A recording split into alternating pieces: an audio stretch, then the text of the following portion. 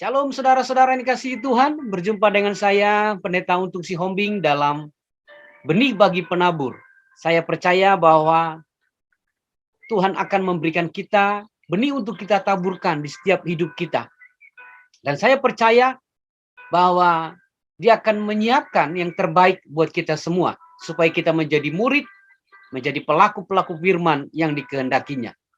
Saudara-saudara yang kasih Tuhan, sebelum kita mulai daripada pemberitaan renungan dan firman Tuhan hari ini, saya rindu kita supaya berdoa bersama-sama, supaya firman ini bisa tumbuh di hati saudara. Bapa yang baik, kami ucapkan syukur Tuhan atas kebaikan-Mu. Dan hari ini kami akan belajar bagaimana kami menjadi seorang murid yang menjadi penabur benih firman Tuhan. Karena itu berkati pendengaran kami, dan biarlah hati kami seluas samudra untuk melihat apa yang Tuhan mau dalam diri kami. Biarlah berkat-Mu atas firman-Mu turun atas kami Tuhan. Dan kami siapkan hati kami untuk kebenaran firman-Mu. Dalam nama Yesus, berkat-Mu ada bagi kami dalam pendengaran ini. Haleluya. Amin. Saudara-saudara yang dikasihi Tuhan, kita sangat percaya bahwa setiap kita dibawa Tuhan untuk menjadi murid, yang dimana murid ini selalu dipersiapkan Tuhan menjadi pribadi-pribadi yang akan menjadi penabur benih firman-Nya. Dan hari ini saya bersyukur bertemu dengan saudara di channel yaitu Lumbung Benih Indonesia ini untuk menjadi berkat bagi saudara dan seluruh umat manusia yang ada di Indonesia. Hari ini kita akan melihat tentang satu tema yang luar biasa, yaitu sikap hidup orang percaya menghadapi persoalan. Ayat yang terambil dalam tema hari ini adalah di dalam 1 Petrus pasal 4 ayat ke-7 sampai ayat yang ke-11. 1 Petrus pasal 4 ayat 7 sampai 11. Dan ada dua hal yang terjadi menjadi persoalan kenapa ayat ini muncul disampaikan oleh Rasul Petrus. Yang pertama adalah bahwa ada tekanan yang datang dari dalam, di mana beberapa jemaat masih hidup dengan perilaku yang menyimpang. Dan tekanan ini datang dari dalam jemaat itu sendiri, saudara-saudara. Artinya bahwa banyak orang yang masih memiliki hidup yang perlu untuk diperbaharui oleh Tuhan. Dan yang kedua, tekanan yang kedua adalah tekanan yang datang dari luar. Itu bahwa mereka benar-benar dianiaya. Mereka mengalami penganiayaan karena iman mereka kepada Yesus Kristus. Saya tahu bahwa iman kita kepada Yesus Kristus itu membawa kita untuk mengambil keputusan apakah kita bertahan sampai kepada garis akhir. Ada banyak orang terpanggil, tapi sedikit yang terpilih, saudara-saudara. Tetapi dari semua yang terpilih, lebih sedikit lagi orang-orang yang setia. Alkitab berkata bahwa supaya kita menjadi orang-orang yang setia sampai akhir hidup kita, menjadi orang-orang yang bisa mengakhiri garis pertandingan iman kita, dan kita memperoleh mahkota kemuliaan dari Tuhan. Saudara-saudara yang kasih Tuhan, jemaat ini mengalami tekanan oleh karena aniaya, karena iman mereka kepada nama Yesus Kristus Tuhan yang menyelamatkan mereka. Dan kalau kita lihat bahwa tekanan yang datangnya dari luar itu masih bisa dikendalikan, masih bisa diprediksi, masih bisa untuk dilihat, dievaluasi, bahkan diukur. Tetapi tekanan yang datang dari dalam ini merupakan adalah kerja keras bersama. Karena untuk membuat pemulihan terjadi tidak akan pernah didatangkan dari satu orang, tetapi didatangkan oleh adanya kesatuan dan hati yang mau sama-sama untuk memikul beban untuk adanya pemulihan. Saudara-saudara yang kasih Tuhan, para penabur benih firman Tuhan, bagaimana kita menyikapi persoalan atau tekanan yang datang? Yang pertama, sikap kita yang pertama adalah kita harus menguasai diri kita dengan tenang. Kita harus menguasai diri kita dengan tenang. Ayat 7 dari kitab 1 Petrus dikatakan tadi bahwa kesudahan segala sesuatu sudah dekat. Kuasailah dirimu dengan tenang. Kata kuasai di situ dari kata sopron. Artinya adalah berada di pikiran yang benar. Kenapa harus kita ada dalam pikiran yang benar? Karena di dalam pikiran yang benarlah kita bisa menemukan yaitu penguasaan diri secara benar. Menguasai diri itu tidak mudah, saudara-saudara. Dan untuk menjadi tenang diperlukan yaitu penguasaan diri karena kita berpikiran yang benar. Dan orang-orang yang bisa tenang akan memiliki banyak sekali manfaat di dalam dirinya. Orang-orang yang bisa tenang akan memiliki banyak sekali manfaat di dalam dirinya. Apa saja yang perlu kita kuasai supaya kita bisa menjadi tenang? Pertama sekali adalah menguasai pikiran, saudara-saudara. Orang yang bisa menguasai pikirannya dengan firman Tuhan akan mudah dia untuk berdoa. Kenapa ada banyak orang sulit berdoa? Karena pikirannya tidak bisa tenang. Karena mungkin banyak sekali yang hal-hal yang dipikirkan. Ada pikiran-pikiran dari Sabang sampai Merauke. Pikiran-pikiran bagaimana makan hari ini, bagaimana anak, bagaimana pekerjaan, bagaimana pelayanan. Dan itu, saudara-saudara, adalah satu tantangan bagi kita. Di mana kita harus melihat itu sebagai sebuah penyerahan kepada Tuhan. Di dalam kita bekerja, kita harus berdoa. Dan ketika kita berdoa, kita juga harus mengerjakan apa yang kita doakan. Kata tenang di dalam 1 Petrus pasal 4 berbicara tentang berjaga-jaga. Orang yang tenang akan mampu untuk berjaga-jaga. Apa bedanya berjaga-jaga dengan takut? Apakah orang yang berjaga-jaga adalah orang yang takut? Tentu tidak, saudara-saudara. Orang yang takut adalah orang yang tidak memiliki hikmat. Tapi orang berjaga-jaga, dia memiliki hikmat. Karena itu hikmat akan membawa orang bisa menjadi selamat. Ketika saudara punya kendaraan, sepeda motor, atau mobil di garasi saudara. Tentu saudara ketika sebelum mau tidur akan memastikan apakah pintu gerbang tertutup dengan baik. Itu bukan berarti kita takut. Bukan berarti kita tidak memiliki hikmat. Tetapi kita sedang berjaga-jaga karena kita memiliki hikmat. Bahwa pencuri akan datang. Seperti kata Bang Nafi. Bukan karena ada niat si pelaku. Tetapi karena ada kesempatan. Jadi kita mengunci gerbang itu bukan karena kita diliputi dengan ketakutan. Yang setiap menit, setiap detik kita nggak bisa tidur. Dan berkata bagaimana dengan mobil, bagaimana dengan sepeda motor saya. Karena itu saudara-saudara, menguasai diri dimulai dari menguasai pikiran. Dan di situ kita bisa berjaga-jaga. Ada satu ilustrasi tentang sebuah arloji di mana seorang pemimpin yang kaya, dia punya perusahaan, saudara-saudara. Dia punya perusahaan, dan kemudian perusahaan ini bergerak di bidang perkayuan. Dan kemudian dia naik ke lantai 2, dan pada di ujung dari bangunan itu ternyata arlojinya sudah mulai kendor. Dan ternyata tanpa disengaja terjatuh dari lengannya. Karena mungkin pin atau pengait dari arloji itu terlepas. Dan ternyata arloji ini jatuh di tumpukan kayu-kayu, yaitu bekas serutan daripada kayu-kayu yang sudah diolah. Kemudian dia turun dari lantai 2, dia mencari arloji itu, dia mondar-mandir seperti setrika yang maju mundur dan mundur maju. Tetapi dia tidak menemukan arloji itu. Tetapi suatu saat dia terduduk karena mungkin terlelah. Ya, kemudian dia menenangkan pikirannya dan kemudian dia menyuruh semua karyawan untuk memberhentikan mesinnya.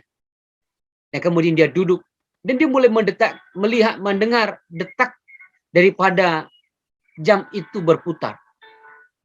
Dan dia menemukan ternyata benar bahwa jam itu terjatuh di tumpukan, yaitu serbuk daripada kayu-kayu yang sudah diolah. Karena itu saudara-saudara, kita sebagai murid Tuhan, kita sebagai pemimpin, kita sebagai pelayan, kita sebagai orang-orang yang percaya kepada Tuhan, kita harus menyediakan waktu untuk Tuhan. Kita perlu retreat, kita perlu kembali dan mengambil waktu yang terbaik supaya kita bisa menemukan bahwa diri kita perlu menjadi orang-orang yang tenang. Saya katakan hari ini kepada saudara sebagai penabur benih firman Tuhan, bahwa orang-orang yang bisa memiliki hikmat adalah orang-orang yang selalu duduk di kaki Tuhan. Saya meyakini bahwa kepandaian, kepintaran itu ada di bangku-bangku sekolah.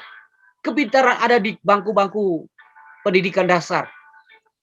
Pengetahuan ada di bangku-bangku pendidikan lanjutan. Atau ada di pendidikan lanjutan atas atau SMA.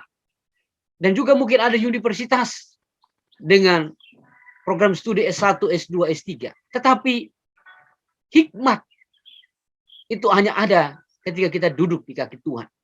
Sikap yang pertama adalah kita perlu menguasai diri kita supaya kita bisa menjadi tenang. Yang kedua adalah sikap di ayat yang ke-8 sampai ayat 9, yaitu mengasihi sesama manusia. Sikap orang percaya dalam menghadapi persoalan adalah orientasinya harus mengasihi. Ketika persoalan itu datang, tentu persoalan itu berhubungan dengan pribadi-pribadi atau orang-orang yang ada di sekeliling kita. Orang-orang yang sengaja membuat kita memiliki kesulitan-kesulitan. Orang-orang yang telah memperlakukan kita. Dan mereka lah sesungguhnya yang telah memproses hidup kita menjadi sebuah mutiara yang berharga. Di dalam Matius pasal 5 ayat 44, Matius pasal 5 ayat 43 sampai 47. Yesus mengajarkan tentang mengasihi. Yesus mengajarkan tentang mengasihi kepada seorang perempuan, bukan seorang perempuan, tetapi seorang Samaria yang baik hati. Dan kita menemukan Matius pasal 5 ayat 43 sampai 47 tentang perumpamaan orang Samaria yang baik hati. Alkitab berkata bahwa ahli-ahli Taurat, orang-orang Farisi, orang-orang Yahudi, mereka lalu dengan begitu saja. Dan tidak ada seorang pun yang menolong orang yang telah dijarah oleh penyamun itu. Mengasihi itu bukan berharap untuk dikasihi. Yesus adalah tolak ukur teladan ketika kita mengasihi. Ketika orang Samaria yang baik hati ini, dia tidak mengutamakan hukum yang ada. Tetapi dia tahu bahwa ada satu hukum yang terutama, yaitu hukum mengasihi sesama. Saudara-saudara kasih Tuhan, sikap ini sangat penting. Ketika kita mengasihi, maka itu akan menjadi sikap orang percaya ketika menghadapi persoalan. Pertanyaan hari ini bagi kita semua sebagai penabur benih firman Tuhan. Mengapa kita harus mengasihi sesama? Mengapa kita harus mengasihi jiwa-jiwa? Yang pertama, kita tahu dalam Matius pasal 4 ayat 12 sampai 16, Alkitab berkata bahwa mereka sesungguhnya ada di luar kerajaan Allah. Karena mereka ada di luar Kristus, maka Kristus harus mengajarkan, maka Kristus harus memberitakan Injil kerajaan kepada mereka. Karena kita tahu ketika orang ada di luar kerajaan Allah, berarti mereka sedang berada di dalam kerajaan yang lain. Dan kerajaan yang lain itu tentu adalah kerajaan yang disebut dengan kerajaan kuasa kegelapan atau kerajaan iblis. Karena itu orang yang berada dalam kerajaan iblis berada di dalam kegelapan dan kematian rohani. Karena untuk itulah kita perlu mengasihi supaya mereka yang ada di luar kerajaan Allah, mereka menjadi orang-orang yang bisa terselamatkan. Yang kedua, mengapa kita harus mengasihi sesama kita? Yang kedua adalah karena Alkitab berkata Matius 9 ayat 36, Yesus berkata bahwa mereka itu lelah. Di dalam kata lelah ini kita temukan bahasa aslinya adalah esklumenoi, yang arti harafiahnya adalah tersiksa setelah dikuliti. Artinya mereka sudah begitu lelah dengan segala upaya mereka. Mereka mencoba, tetapi mereka tidak bisa. Mereka sudah mengalami benturan-benturan, kesulitan-kesulitan. Mereka mengalami persoalan yang tidak bisa mereka hadapi. Tidak ada solusi, tidak ada jalan keluar. Dan itu adalah mereka seperti orang yang dikuliti. Tetapi setelah dikuliti mereka juga mengalami siksaan. Di mana hidup mereka begitu susah. Karena itulah saudara-saudara mereka lelah. Orang yang lelah itu berbeda dengan orang yang capek. Orang yang capek itu bicara tentang fisik. Bagaimana dia mengeluarkan energi ketika dia melakukan aktivitas. Tetapi orang yang lelah itu bicara tentang pikiran, bicara tentang perasaan, bicara tentang fisik. Dan itu menyangkut tentang satu semangat hidup. Apakah harus bertahan, mundur, atau harus maju dan menghadapi segala sesuatu. Yang ketiga, kenapa kita harus mengasihi sama kita? Mengasihi manusia. Itu karena Alkitab berkata dalam Matius 9 ayat 36 bahwa mereka terlantar. Kata terlantar dalam bahasa Yunani dikatakan bahwa itu dari kata eremenoi yang artinya terkapar tak berdaya. Mereka terkapar tak berdaya untuk dapat menolong dirinya sendiri. Tentu kita tahu bahwa agama mengajarkan bagaimana manusia berusaha untuk mencapai Allah. Tetapi kekristenan mengajarkan bagaimana Allah telah mencapai dan menemukan kita untuk menjadi anak-anaknya. Kita tidak bisa menolong diri kita sendiri. Ada satu pencipta yang tahu kekuatan dan kelemahan kita, yaitu Yesus Kristus Tuhan. Ketika saya menciptakan satu lagu yang kemudian dirilis oleh Pressmaker Ya, dalam judul lagu, kau mengenal hatiku, kau mengenal diriku. Sebelum aku ada, sebelum aku mengenal diriku.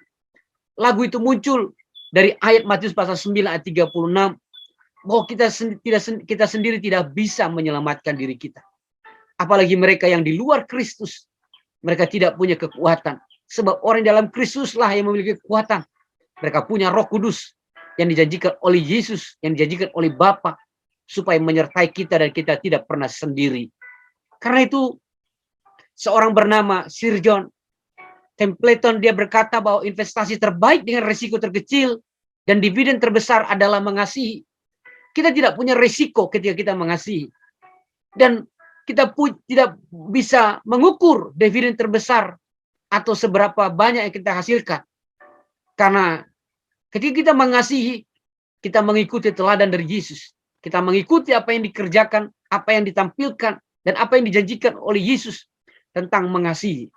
Karena itu saudara-saudara, mengasihi adalah resiko terkecil yang akan kita alami. Bahkan itu adalah dividen terbesar.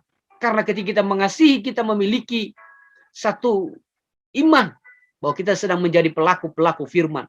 Alkitab berkata, berbahagialah orang yang melakukan firman-Nya. Engkau menerima upah terbesar sebagai pelaku-pelaku firman ketika engkau bisa mengasihi. Saudara-saudara, sikap kita yang ketiga ketika kita menghadapi persoalan yang ketiga adalah di ayat yang ke-10 dan ayat 11 dari 1 Petrus pasal 4. Ayat 10 dan ayat 11 dikatakan sikap kita yang ketiga adalah kita berbuah sesuai dengan panggilan masing-masing.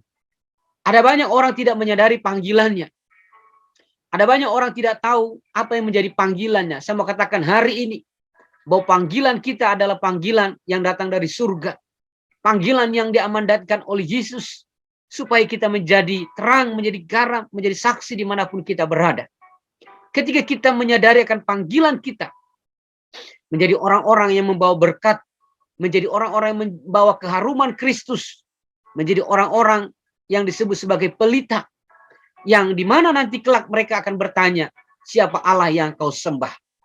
Di dalam Yohanes pasal 15 ayat 1-8, kita tahu di dalam Yesus, dan ketika kita ada di dalam Dia, dan Yesus ada di dalam kita, disitulah kita mampu berbuah. Ketika kita berbuah, disitulah kita bisa memuliakan Bapa. Karena itu Yohanes pasal 15 ayat 8, jika aku di dalam engkau dan aku di dalam engkau, maka kita bisa menghasilkan buah.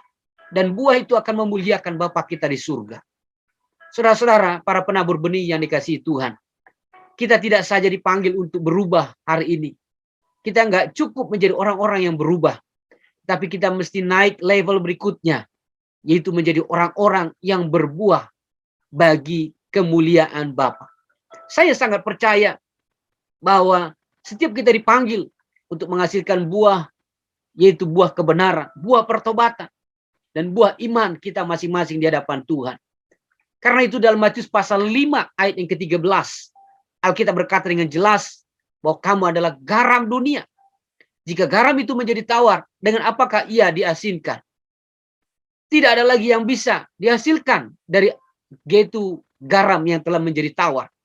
Yang ada hanyalah bahwa garam itu akan dibuang dan diinjak-injak. Ingat saudara-saudara, bahwa garam yang berfungsi itu adalah ketika dia memiliki keasinannya. Garam yang berfungsi jika ada keasinannya, jika tetap pada hakikatnya sebagai garam yang asin. Nah, bagaimana kita bisa menghasilkan itu keasinan kita atau hakikat kita sebagai orang percaya, yaitu terang dan garam dunia? Kita harus meluangkan waktu kita untuk Tuhan, saudara-saudara. Supaya keasinan kita, supaya hakikat kita tidak menjadi tawar. Yang kedua, garam akan berfungsi jika bersentuhan dengan yang membutuhkannya. Ketika seorang chef, dia mengambil garam itu, maka garam itu akan berfungsi. Dan itu berbicara tentang habitat. Dan habitat ini berbicara tentang radiasi garam yang harus ada dimanapun berada. Dan radiasi tersebut terbentuk karena pengenalan baik akan Yesus Kristus. Yang ketiga, garam yang berfungsi jika di tangan pemakainya. Artinya bahwa garam itu akan berfungsi ketika si pemakai itu berkehendak kepada apa yang dia akan ditempatkan. Ketika garam ada taruh di sayur-sayuran, maka garam itu akan memiliki pengaruh membuat sayur itu menjadi enak. Ketika garam ditambahkan kepada itu campuran atau menu daripada sambal, maka sambal itu mungkin ada rasa tidak hanya sekedar pedas, tetapi juga memiliki rasa yang lain. Dan juga hal-hal yang lain. Artinya bahwa jika garam ada di tangan pemakainya, maka garam itu harus mau untuk berubah wujudnya sesuai keinginan si pemakai. Sehingga garam tersebut menjadi berkat bagi yang memakainya. Karena itu saya saudara yang kasih Tuhan, para penabur benih firman Tuhan, kiranya engkau memberikan hidupmu untuk dipakai Tuhan. Untuk berada di tangan pemakai, yaitu Allah, pemilik dari segala kehidupan kita. Saudara-saudara, kita tidak saja hanya dipanggil untuk datang kepada Yesus, tetapi kita juga dipanggil untuk hidup dengan baik di tengah-tengah banyak orang. Maka jadilah berkat, jadilah menjadi terang, menjadi garam dimanapun saudara. Mari sikapi dengan 3 sikap hal tadi di atas. Bagaimana kita menjadi orang-orang yang menyikapi persoalan, pergumulan dengan baik. Dan saya percaya, saudara-saudara yang kasih Tuhan, bahwa Tuhan akan menolong kita menjadi penabur-penabur benih firman-Nya, di mana kita menjadi berkat, menjadi orang-orang yang siap dipakai Tuhan sampai kedatangannya kelak kali yang kedua. Tuhan memberkati saudara. Mari kita berdoa. Tuhan memberkati kami sekalian, karena kami mendengarkan firman-Mu Tuhan. Biarlah kami memiliki sikap di mana kami menjadi orang-orang yang bisa menguasai diri kami, supaya kami menjadi orang-orang yang tenang. Izinkan kami menjadi orang-orang yang tahu akan panggilan kami Tuhan, sehingga kami bisa mengerti bahwa panggilan kami untuk kemuliaan Bapa. Dan biarlah kami menjadi orang-orang yang berbuah, di mana hidup kami adalah garam yang siap dipakai Tuhan. Garam yang memiliki rasa, garam yang ada di tangan, yaitu penjunan hidup kami, yaitu Tuhan kami Yesus Kristus. Berkati umat-Mu yang sudah mendengarkan renungan firman ini.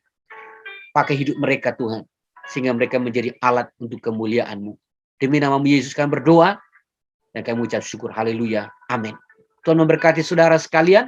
Mari taburkan benih firman ini, dan kiranya saudara dipakai Tuhan dengan luar biasa.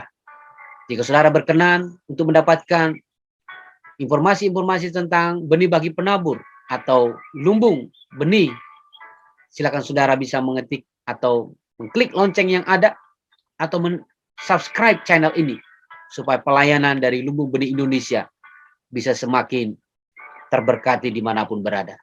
Tuhan berkati kita sampai bertemu di renungan atau firman Tuhan dari benih bagi penabur yang akan datang. Shalom bagi kita. Amin.